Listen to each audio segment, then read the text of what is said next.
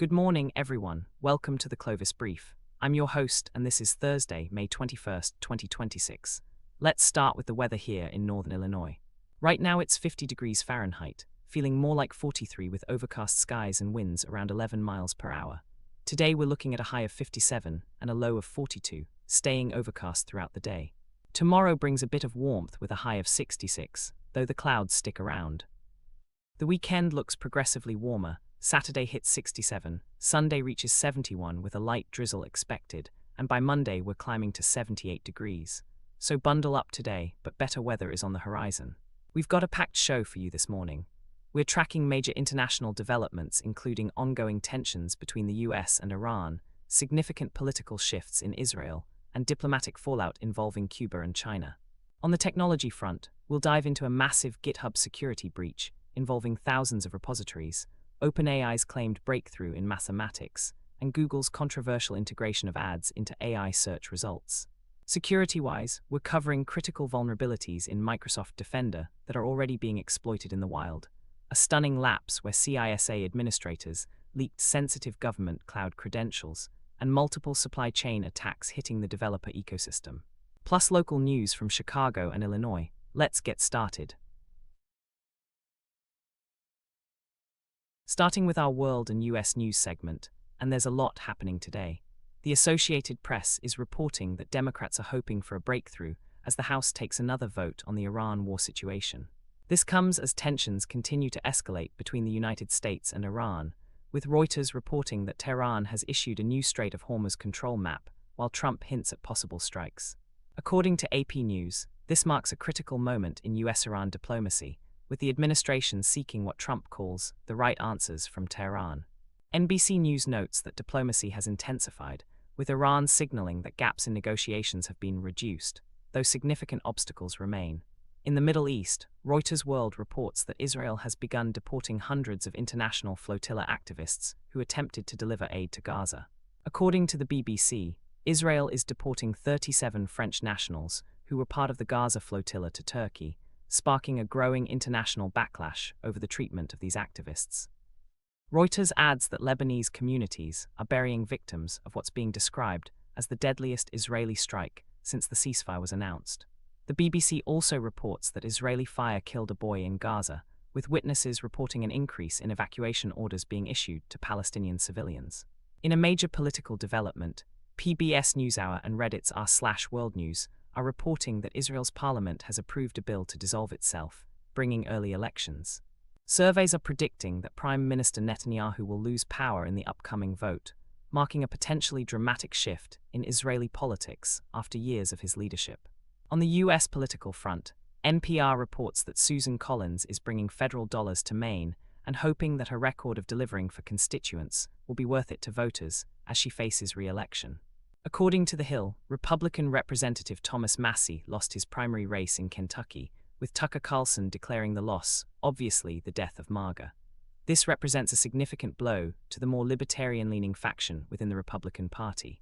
Politico is reporting that Trump has completed what they're calling his revenge tour, but allies are now wondering what it cost the party politically.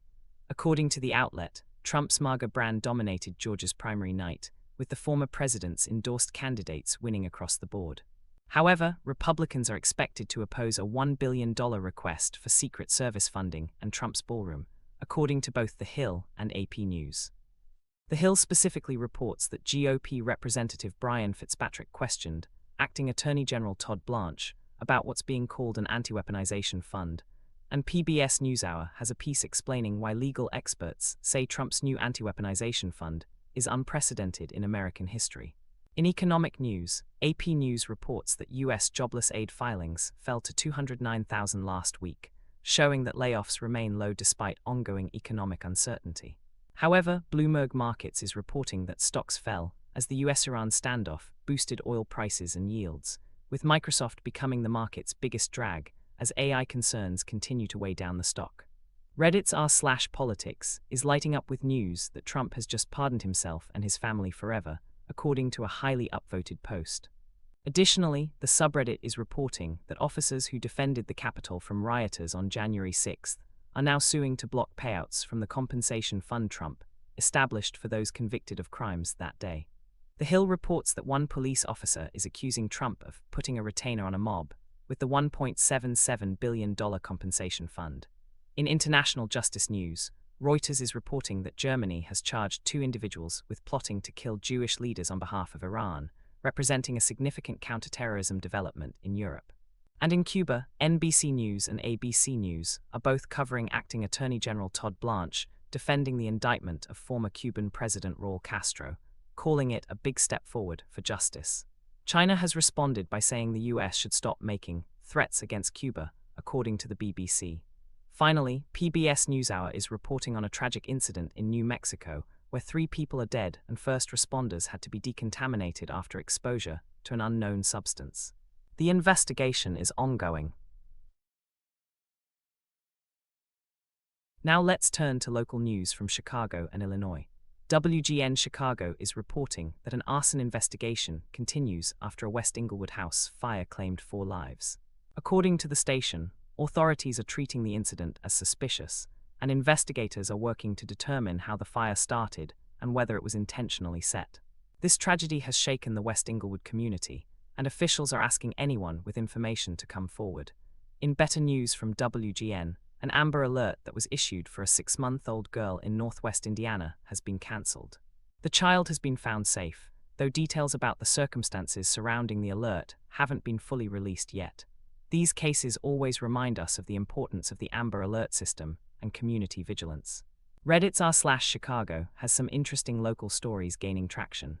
The most upvoted post reports that the city council voted 28-21 to rid the Chicago Police Department of officers with ties to extremist groups.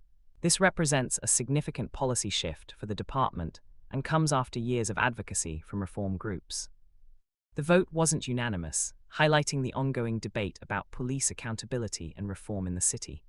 On a lighter note, Reddit's r/Chicago is also buzzing about a Pokémon fossil museum collaboration with the Field Museum. The preview for 2026 is generating a lot of excitement, with the post receiving over 1,500 upvotes. It looks like the Field Museum is bringing together paleontology and Pokémon to create an educational exhibit that explores the real-world fossils that inspired the game's fossil Pokémon. WGN is also covering developments in the ongoing saga around the Chicago Bears stadium situation. According to a report they're citing, a state lawmaker says the Bears stadium deal in the suburbs is being held up because there's still hope for a new stadium in Chicago. This has been one of the most contentious issues in Illinois sports and politics, with billions of dollars and the team's future location hanging in the balance. The Bears have been exploring options in both Arlington Heights and Chicago, and it seems the situation remains unresolved. Also from WGN, Tiffany Henyard, the controversial Dalton mayor, who's been the subject of multiple investigations, has declared victory in Georgia despite what the station describes as lackluster support. Henyard has been a lightning rod for controversy in the south suburbs, and her attempt to expand her political influence appears to have met with mixed results. In a concerning incident from the northwest suburbs, WGN reports that a child was airlifted to a hospital after what's being described as a traumatic fall at an elementary school in Crystal Lake. The child's condition hasn't been released, but the fact that an airlift was necessary suggests serious injuries. Our thoughts are with the family and the school community. Let's move into technology news, and there's quite a bit to cover today. The biggest story across Hacker News, LobStarS, and Ars Technica is a massive security breach at GitHub. Bleeping Computer reports that GitHub has confirmed a breach of 3,800 repositories via a malicious Visual Studio Code extension. According to the report, this supply chain attack targeted developers through a compromised extension in the VS Code marketplace. Ars Technica adds that Google actually published exploit code threatening millions of Chromium users, and LobStarS is discussing how Chromium published what they said was a fixed exploit 4 years ago, but it turns out the vulnerability is actually unfixed. Bleeping Computer traces this back to what they're calling the Tanstack NPM supply chain attack, noting that Grafana suffered a breach caused by missed token rotation after the Tanstack incident. This is a sprawling, interconnected series of attacks that shows just how vulnerable the software supply chain remains. Next up, OpenAI is making headlines with what they're calling a major breakthrough. Hacker News and LobStarS both have highly upvoted posts about an OpenAI model that has reportedly disproved a central conjecture in discrete geometry. According to OpenAI's announcement, Their model solved an 80-year-old math problem that had stumped mathematicians for generations. The conjecture in question relates to geometric arrangements and packing problems. Now, the AI didn't just brute force a solution. It appears to have found a counterexample that mathematicians had never considered, fundamentally changing our understanding of the problem space. Quantum Magazine has published a detailed piece exploring what Gödel's incompleteness theorems truly mean in the context of AI-driven mathematical discovery, which is worth reading for anyone interested in the philosophy of mathematics and computation. Google is officially announcing that ads will be included in AI mode search results, according to both Hacker News and their blog post on Google Marketing Live. This has generated significant controversy, with Lobster.s featuring a post titled "On Google Declaring War on the Web." The concern is that by monetizing AI-generated search results with ads, Google is further degrading the quality of search while extracting value from websites without sending them traffic. This comes as Lobster.s also highlights a piece from Weird Gloop about how aggressive AI scrapers are making it difficult to run wikis. The scrapers are consuming massive amounts of bandwidth and server resources without contributing back to the communities that create the content they're training on. In another AI controversy, Hacker News has a post showing that Gemini randomly dumped its system prompt, essentially revealing the hidden instructions that guide the AI's behavior. This kind of prompt leakage is a security and transparency issue, as it reveals the guardrails and biases that have been programmed into these systems. The Flipper device ecosystem is in the news with two major stories. Flipper 1 is asking for community help, according to both Hacker News and Bleeping Computer. The team behind the Flipper 0, that Swiss Army knife of hacking hardware, is now working on Flipper 1, described as an open Linux platform. They've published detailed tech specs on their documentation site, and they're reaching out to the community for both technical contributions and feedback on the direction of the project. This represents an interesting evolution from the Flipper 0's more constrained embedded system to a full Linux environment that could enable much more sophisticated security research and penetration testing. On Hacker News, someone posted, "Show HN. I reverse-engineered Apple's video wallpapers with a GitHub repository called Phosphine that documents the file formats and playback mechanisms Apple uses for their dynamic wallpapers." This kind of reverse engineering work is valuable for interoperability and for understanding how proprietary systems work under the hood. Python 3.15 has been released, and the blog post on changes.co.uk titled "Python 3.15 Features That Didn't Make the Headlines" is getting attention on Hacker News. While everyone focuses on the major tentpole features in Python releases, this article digs into the smaller quality-of-life improvements, performance optimizations, and subtle API changes that actually make day-to-day programming better. Someone on Hacker News posted a show HN for RMux, a programmable terminal multiplexer with a Playwright-style SDK. For those unfamiliar, terminal multiplexers like Tmux and Screen let you manage multiple terminal sessions, but they're not easily automatable. RMux appears to bring the automation capabilities of browser testing tools like Playwright to the terminal environment, which could be really useful for DevOps and testing scenarios. IEEE Spectrum is reporting that lost images from the 1945 Trinity nuclear test have been restored. Hacker News picked this up, and it's a fascinating piece of historical preservation. These images document the first atomic bomb test in New Mexico, and the restoration work involved digital archaeology to recover degraded film and photographs. Ars Technica has a piece on how active beam headlights are finally coming to America. These are adaptive headlights that can selectively dim portions of the beam to avoid blinding oncoming drivers while maintaining full illumination of the road. The technology has been available in Europe for years, but was held back in the US by outdated regulations. The regulatory approval represents a win for automotive safety technology. Donald Knuth's 1980 paper, The Letter S, is making the rounds on Hacker News. For those unfamiliar, Knuth is the legendary computer scientist who created TX and wrote The Art of Computer Programming. This paper is a deep dive into typography and the design of the letter S, showing Knuth's characteristic obsession with detail and aesthetics in technical work. Time for our security briefing, and unfortunately we have a lot of ground to cover today. Let's start with the CISA Known Exploited Vulnerabilities Catalog, which has been updated with several critical entries. CVE 2026-41091 is a link following vulnerability in Microsoft Defender that allows an authenticated attacker to elevate privileges locally. This was added on May 20th with a due date of June 3rd for federal agencies to patch. CVE 2026-45498 is another Microsoft Defender vulnerability, allowing for denial of service. These are both actively being exploited in the wild, and Bleeping Computer confirms this, reporting that Microsoft is warning of new Defender 0 days exploited in attacks. The catalog also includes several older vulnerabilities that have been added because they're seeing renewed exploitation. CVE 2008-4250 is a buffer overflow in Windows Server Service, yes, from 2008, that allows remote code execution. CVE 2009-1537 affects Microsoft DirectX, specifically a null byte overwrite vulnerability in the QuickTime Movie Parser. CVE 2009-3459 is a heap-based buffer overflow in Adobe Acrobat and Reader. And there are several Internet Explorer USAFTA-free vulnerabilities from 2010 that are back on the list. CVE 2010-0249 and CVE 2010-0806. More recently, CVE 2026-42897 affects Microsoft Exchange Server with a cross-site scripting vulnerability in Outlook Web Access. CVE 2026-2182 is a Cisco Catalyst SD-WAN authentication bypass that allows unauthenticated remote attackers to bypass authentication entirely.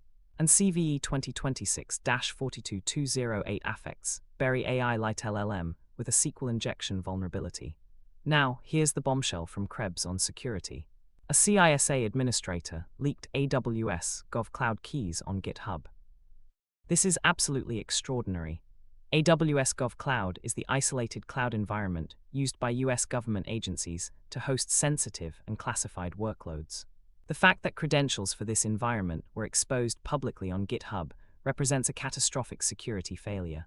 Krebs reports that the keys were inadvertently committed to a public repository, potentially giving adversaries access to government cloud infrastructure.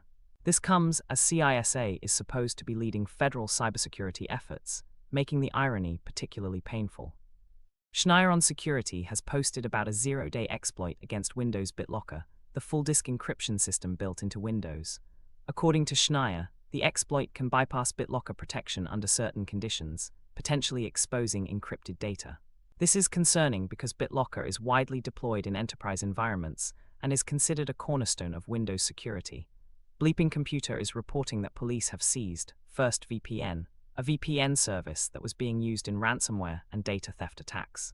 According to the report, the service was marketed to cybercriminals as a way to hide their activities, and law enforcement was able to take it down through international cooperation. This is part of an ongoing effort to dismantle the infrastructure that enables cybercrime. Bleeping Computer also reports that hackers are bypassing SonicWall VPN multi-factor authentication due to incomplete patching. Even though SonicWall released patches for the vulnerability, many organizations haven't applied them correctly or completely, leaving systems vulnerable.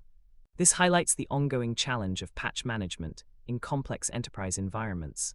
Ukraine has identified an infostealer operator tied to 28,000 stolen accounts, according to Bleeping Computer. Infostealers are malware designed to extract credentials, cookies, and other sensitive data from infected systems, and they've become a major vector for initial access in cyber attacks.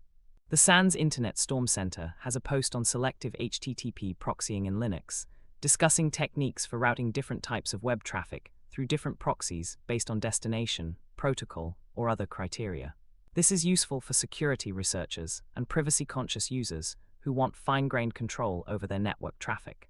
SANS is also tracking what they're calling the Team PCP supply chain campaign, with activity continuing through May 17th of this year. This appears to be a sophisticated campaign targeting software supply chains, though details are still emerging. Palo Alto's Unit 42 has updated their monitoring of NPM supply chain attacks, publishing a comprehensive overview of the NPM threat landscape, including attack surfaces and mitigations. They're also tracking what they call tampered Chef, clusters via certificate and code reuse. This appears to be a campaign targeting Chef, the infrastructure automation platform. Unit 42 also has a piece on Gremlin Stealer's evolved tactics, noting that the malware is now hiding in plain sight using Windows resource files. They've also published research on Active Directory certificate services exploitation, unpacking advanced misuse techniques and tools that attackers are using to compromise Windows environments. The National Vulnerability Database has been updated with several historical vulnerabilities that are seeing renewed interest. CVE 1999-0095, a debug command in CNML that allows root access, has a CVSS score of 10.0. CVE 1999-0082 is a CWD-root command in FTPD that also allows root access. Krebs on Security also covered Patch Tuesday for May 2026, and there's a piece on how the Canvas learning management system breach has disrupted schools and colleges nationwide. Canvas is used by millions of students and educators, and the breach exposed sensitive educational records and personal information. Finally, Schneier has a post on AI security, and another noting that artist Laurie Anderson is quoting him in her work, which is a fun personal note in an otherwise heavy security briefing. Segment 6, AI and Machine Learning. All right, let's dive into what's happening in AI and machine learning, and we've got some genuinely extraordinary news to cover today. The biggest story in AI right now is coming from OpenAI, and it's making waves across the mathematics and AI communities. OpenAI reports that one of their models has disproved a central conjecture in discrete geometry that stood for decades. This is huge, folks. We are talking about a mathematical problem that human mathematicians have been working on for a very long time, and an AI system has now found a counterexample that proves the conjecture false. Now, discrete geometry deals with combinatorial properties of geometric objects, and this particular conjecture was considered foundational in the field. The fact that an AI model was able to explore the problem space in ways that human mathematicians hadn't is fascinating. It's not just about computational brute force, it's about the model's ability to reason through complex mathematical structures and relationships. This is showing up on Hacker News with over 1,200 upvotes and 900 comments, and over on Lobsters as well. The AI community is calling this vibe coding meets mathematics, which is an interesting way to think about it. What makes this particularly significant is that it demonstrates AI systems moving beyond pattern matching into genuine mathematical reasoning and discovery. We're seeing AI tools become collaborative partners in research rather than just assistants. Speaking of AI developments, Google made a major announcement that's getting a lot of attention. They're officially confirming that ads will be included in AI mode search results. Ars Technica and Hacker News are both covering this extensively, with Hacker News showing 280 upvotes and over 250 comments. This is Google formally integrating their advertising business model into their AI-powered search experience. Over on Lobsters, there's a piece titled, "On Google Declaring War on the Web," that's getting 44 upvotes. The concern here is that by embedding ads directly into AI-generated responses, Google is potentially bypassing the traditional web entirely. Users might never click through to the actual sources, which has massive implications for publishers, content creators, and the open web ecosystem. There's also a story making rounds about Gemini randomly dumping its system prompt. Someone captured this and posted it as a GitHub gist, and it's getting discussion on Hacker News. System prompts are the instructions that guide how AI models behave and respond, and when they leak, it gives us insight into how these systems are actually being controlled and constrained. It's a reminder that even as these systems become more powerful, they're still built on instructions and guardrails that can occasionally become visible. The broader AI discourse continues as well. There's a piece on Hacker News titled, "Hating AI is Good from the Handbasket," and another one called, "AI is just unauthorized plagiarism at a bigger scale." These represent the ongoing debate about AI's impact on creative work, copyright, and the economics of content creation. With 19 and 4 upvotes respectively, they're not dominating the conversation, but they represent real concerns that aren't going away. In the developer tools space, there's interesting discussion about 12 ways to be wrong about AI-assisted coding over on Lobsters with 25 upvotes. This is from ThirdBit, and it's addressing the reality versus hype around tools like GitHub Copilot and other AI coding assistants. The piece is pushing back against both the extreme optimism and extreme pessimism, trying to find a realistic middle ground about what these tools actually do well and where they fall short. Google also announced they're replacing Vertex AI with something called the Gemini Enterprise Agent Platform. This showed up on Reddit's artificial intelligence community with 17 upvotes.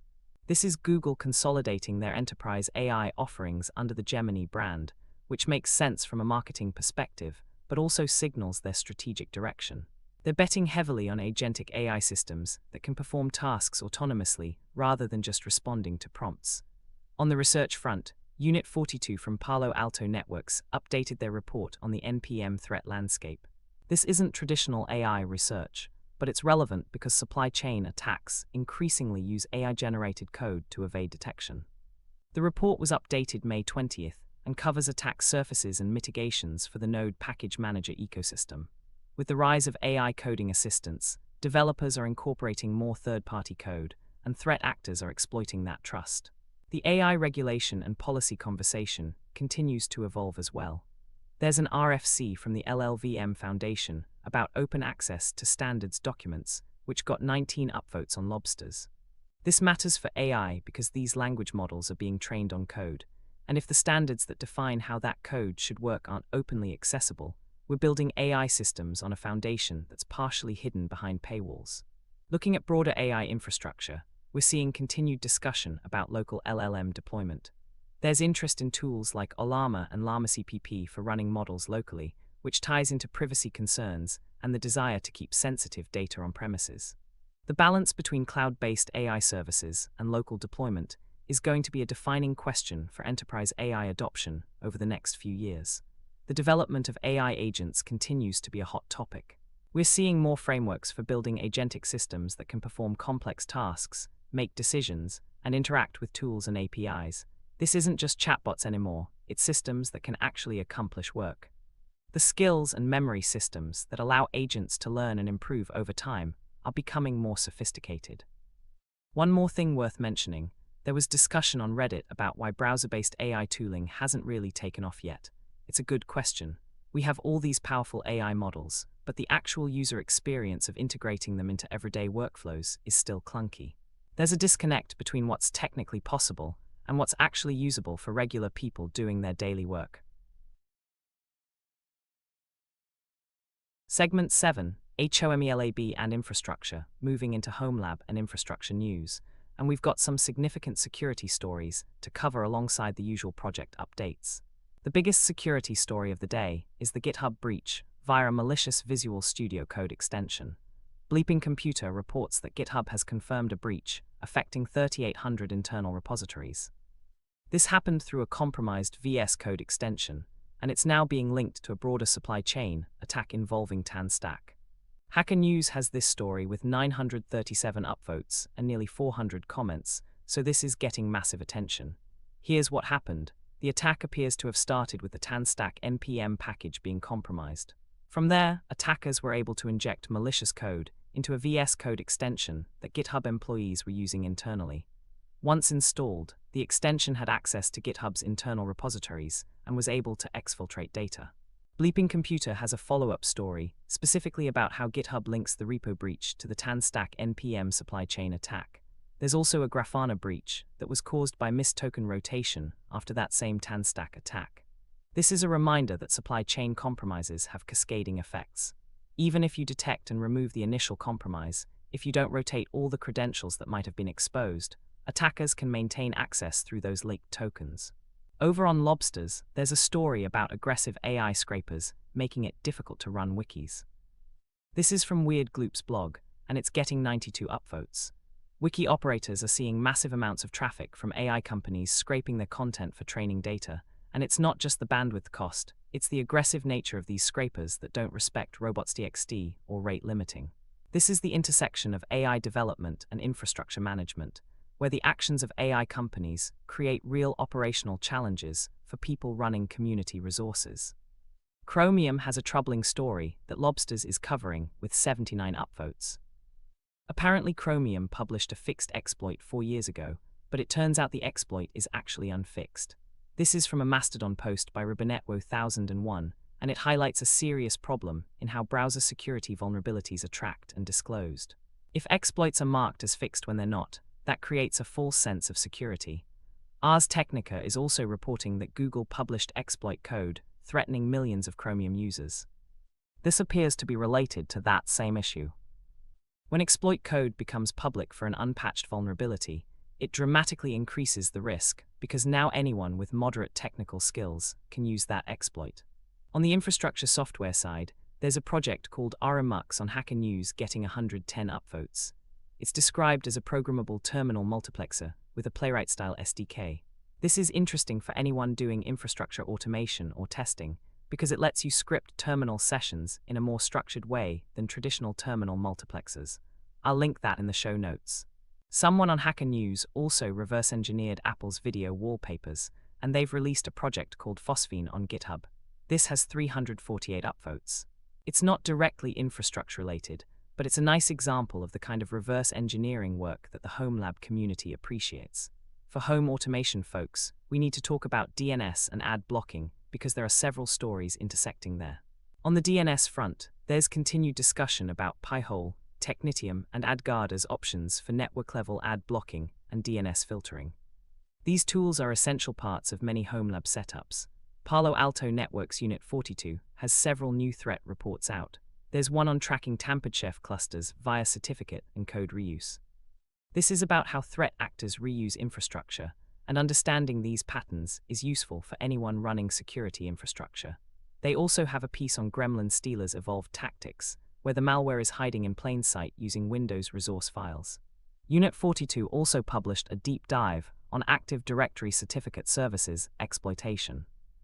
This is titled Inside ADCS Escalation, Unpacking Advanced Misuse Techniques and Tools, and it's relevant for anyone running Windows infrastructure in their home lab or professionally. ADCS vulnerabilities have been hot topics in the security community, and understanding how attackers abuse these certificate services is crucial. There was also a threat brief about exploitation of a PAN-OS captive portal 0-day for unauthenticated remote code execution. If you're running Palo Alto Networks firewalls, this is something you need to patch immediately. Microsoft is warning about new Defender 0-days being exploited in attacks. Bleeping Computer has the story. These are CVM-2026-41091, which is a link following vulnerability that allows privilege escalation, and CVM-2026-45498, which allows denial of service.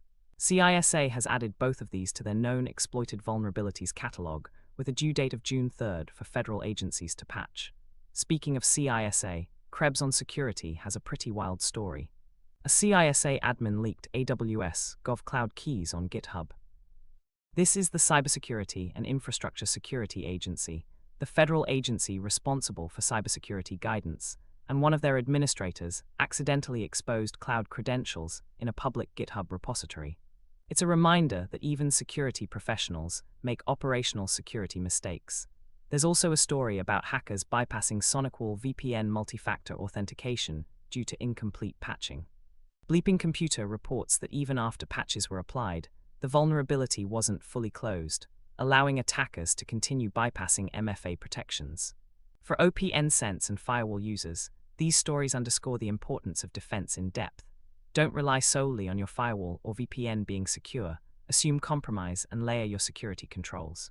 On Reddit's Homelab subreddit, there are some fun build posts. Someone posted their first real Homelab build with 135 upvotes. There's a Johnspo N6 build with 9 drive bays getting 79 upvotes. And there's a great post from someone who built their Homelab using only Google, YouTube, and Reddit as teachers over 12 months, and that's getting 735 upvotes. That's the spirit of the Homelab community right there. Someone also posted about buying 3 times 1.92 terabyte enterprise SSDs for €200 total, all at 98% health, asking if they robbed the seller. That post has 550 upvotes, and honestly, yeah, that's a fantastic deal for enterprise storage. There's also a humorous post about using a $40 Amazon shelf as a server rack and refusing to apologize for it. That's got over 1,000 upvotes. Look, proper server racks are expensive, and if a cheap shelf works for your setup, more power to you. Over on Reddit's sysadmin community, there's discussion about AI becoming the source of truth for older coworkers. The post describes a situation where senior colleagues are accepting AI-generated answers without verification, which is concerning from a system administration perspective. AI can be helpful, but it also confidently generates plausible-sounding nonsense, and you need to verify everything, especially in production environments. There's also a post about Microsoft licensing changes with 150 upvotes, advising people to consider these changes before renewing. Microsoft's licensing is notoriously complex, and they frequently make changes that can dramatically impact costs. Someone reported that the latest Windows 11 patch is causing crashes on HP devices, which is getting 33 upvotes. This is always the challenge with patch management. You need to patch for security, but patches sometimes break things. Segment 8, Science and Space. Let's talk about what's happening in science and space, starting with some fascinating NASA news. NASA's Psyche spacecraft is returning unfamiliar views of a familiar world. Ars Technica has the story. Psyche is a mission to a metal-rich asteroid also called Psyche, and as the spacecraft approaches, we're getting new imagery that's revealing details we've never seen before. The asteroid Psyche is scientifically interesting because it may be the exposed core of an early planet that lost its outer layers through collisions. Studying it could give us insights into how planetary cores form and what's at the center of rocky planets like Earth. NASA also announced winners in a university aeronautics competition. This is part of NASA's ongoing effort to engage students in aerospace research and development. These competitions often produce innovative ideas that end up influencing actual aerospace engineering. There's also a story about a new eruption in the Bismarck Sea. NASA's Earth Observatory is covering this, and it's a reminder that our planet is geologically active. Volcanic eruptions, especially undersea ones, can have impacts on everything from marine ecosystems to atmospheric chemistry. NASA is spotlighting a moon-based concept at the 2026 FIRST Robotics Competition. This is at Johnson Space Center, and it's part of NASA's broader effort to engage young people in space exploration. The idea of a lunar base has moved from science fiction to serious planning, with NASA working on the Artemis program to establish a sustained human presence on the moon. NASA has also announced a TechLeap Prize for a robotically manipulated payload challenge. This is about developing robotic systems that can handle payloads in space environments, which is crucial for building infrastructure on the moon or Mars. If we're going to construct habitats or assemble equipment in space, we need robots that can do precise manipulation in low gravity. Looking at space industry news, SpaceX is revealing plans for what could be the biggest ever initial public offering. Ars Technica reports that SpaceX, famously secret about its finances, is opening its books for the first time ahead of going public in June. This is huge news for the space industry. SpaceX has been privately held, which gave it flexibility to pursue long-term goals without quarterly earnings pressure. Going public will bring in capital, but also scrutiny and shareholder expectations. From a technology perspective, SpaceX's Starship program is central to their Mars ambitions, and understanding their financials will give us insight into how realistic those timelines are. The IPO will also make SpaceX one of the most valuable aerospace companies in the world. IEEE Spectrum has a story about lost images from the 1945 Trinity nuclear test being restored. This is showing up on Hacker News with 54 upvotes. The Trinity test was the first detonation of a nuclear weapon, and these restored images provide historical documentation of that moment. There's also a Flipboard story about the dark legacy of the atomic age still playing out in New Mexico. The communities near the Trinity site have dealt with radiation exposure and environmental contamination for decades, and that legacy continues to affect people today. In scientific methodology news, Quantum magazine published a piece asking, "What do Gödel's incompleteness theorems truly mean?" This is getting 37 upvotes on Hacker News.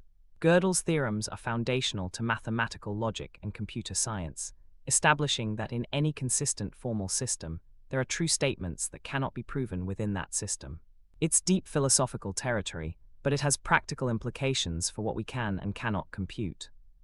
On Reddit's World News, there's a massive thread about an Air France flight to the US being diverted to Montreal over concerns of possible Ebola virus exposure on board. This is getting over 7,500 upvotes. The CDC and health authorities are taking Ebola concerns seriously given the ongoing outbreak in Central Africa. DHS announced flight arrival restrictions for the Democratic Republic of Congo, Uganda, and South Sudan. There's also PBS NewsHour reporting on 3 deaths in New Mexico after exposure to an unknown substance, with first responders being decontaminated. These kinds of incidents remind us that emergency response and hazmat protocols exist for good reasons. For astronomy enthusiasts, the NASA astronomy picture of the day is always worth checking out. I'll have links to the recent APODs in the show notes, and they're a great way to see beautiful space imagery with scientific context. Segment 9, Business and Economy, wrapping up with business and economy news, and the markets are showing some volatility today. Bloomberg reports that stocks fell as the US-Iran standoff boosts oil prices and yields. The ongoing tensions in the Middle East continue to create uncertainty in global markets. Oil prices are moving upward, which feeds into inflation concerns and affects everything from transportation costs to manufacturing. Microsoft is the market's biggest drag today, according to Bloomberg. The stock is sliding amid AI concerns. Despite all the investment Microsoft has made in AI through their partnership with OpenAI and integration of Copilot across their products, investors are questioning whether that investment is paying off. There's a growing concern about the actual return on investment for AI infrastructure spending. DIA shares are slumping with what Bloomberg describes as ongoing challenges for farmers. The agricultural equipment maker is dealing with weak demand because farmers themselves are under financial pressure. High input costs, uncertain commodity prices, and weather volatility are all squeezing farm economics. In retail news, Walmart says US consumers are under pressure from rising costs. NBC News is covering this based on Walmart's quarterly earnings report. When Walmart, which positions itself as the value retailer, is saying their customers are struggling with costs, that's a significant indicator of broader economic pressure on middle and lower-income Americans. FedEx's CEO described how Fred Smith chose his successor, according to Bloomberg. This is interesting from a corporate governance perspective, as leadership transitions at major logistics companies can signal strategic shifts. Russia unveiled a yuan bond sale plan after Putin's visit to China. Bloomberg reports this is part of Russia's effort to shift away from dollar-denominated transactions and toward alternative currencies. The geopolitical and economic realignment continues as Russia deepens its economic ties with China. On the inflation and cost of living front, we're seeing persistent pressure despite interest rates remaining elevated. The bond market is flashing warning signs according to NBC News, with a piece titled Bonds 101, What You Need to Know About the Bond Market. When bond yields rise, it typically signals that investors expect either higher inflation or higher risk, and that has implications for mortgage rates, business borrowing costs, and government debt service. As markets near record highs in some sectors, there's increasing concern about whether valuations are sustainable. The disconnect between market performance and economic conditions for average people continues to widen. Bloomberg's coverage of CT's outlook for Europe shows some optimism, with stock gains expected thanks to earnings growth. This suggests that while US markets face headwinds, European markets might offer opportunities. In housing and real estate, interest rates remaining high continues to constrain affordability. The housing market is in a strange state where prices remain elevated due to low inventory, but transaction volume is down because buyers can't afford current mortgage rates. From a technology business perspective, there's ongoing discussion about tech industry layoffs balanced against strong demand for AI talent. Companies are cutting in some areas while hiring aggressively in others, creating a bifurcated job market within tech itself. The discussion about AI coding assistants and their actual productivity impact ties into business considerations about software development costs and efficiency. Companies are trying to figure out if these tools justify their cost or if the productivity gains are oversold. Supply chain security continues to be a business concern, with the GitHub and NPM breaches highlighting the operational risks of modern software development dependencies. Segment 10, outro, that brings us to the end of today's episode of the Clovis Brief. We covered a lot of ground today, from OpenAI disproving a mathematical conjecture to major security breaches at GitHub, from NASA's Psyche spacecraft to economic pressures on consumers, and from local Chicago politics to global tensions. It's a complex world we're navigating, and I hope this episode helped you make sense of some of it. Tomorrow we'll be diving into the weekend with a look at what to expect over the next few days. There's more developing on those Microsoft Defender 0 days.